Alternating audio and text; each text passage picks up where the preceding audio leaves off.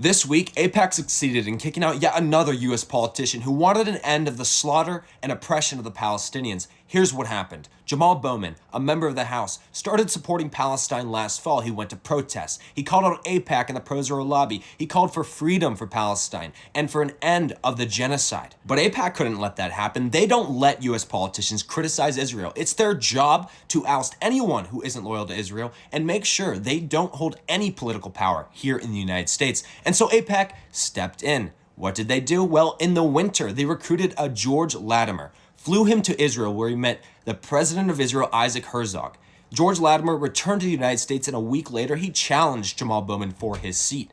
AIPAC endorsed him, and they proceeded to fund over 90% of his entire primary campaign, spending $14.5 million, making this primary House election the most expensive in all of the USA's history. They swamped Jamal Bowman's district in New York with millions in attack ads against Jamal and propaganda, and outspent Jamal Bowman in almost every single metric. And on Wednesday, they had the primary, and Jamal Bowman lost by about 17% to George Latimer.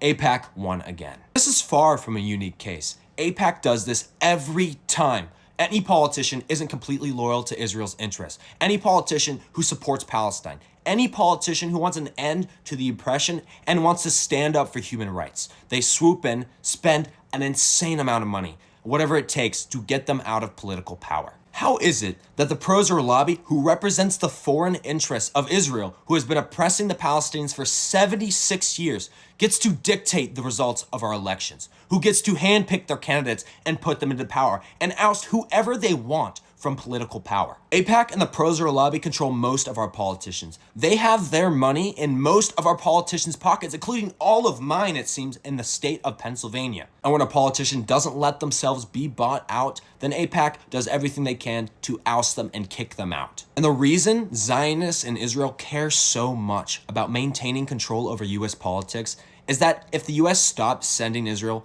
the tens of billions of dollars we do every single year, all the billions of dollars in missiles and bombs and weapons and tanks and ammunition, then Israel will be left all alone to face the consequences of oppressing the Palestinian people for the past 76 years, a people who they colonized and are trying to erase as I speak to you. AIPAC will try to oust more politicians from power this year, including Cori Bush, and you will see me when it's time for her election.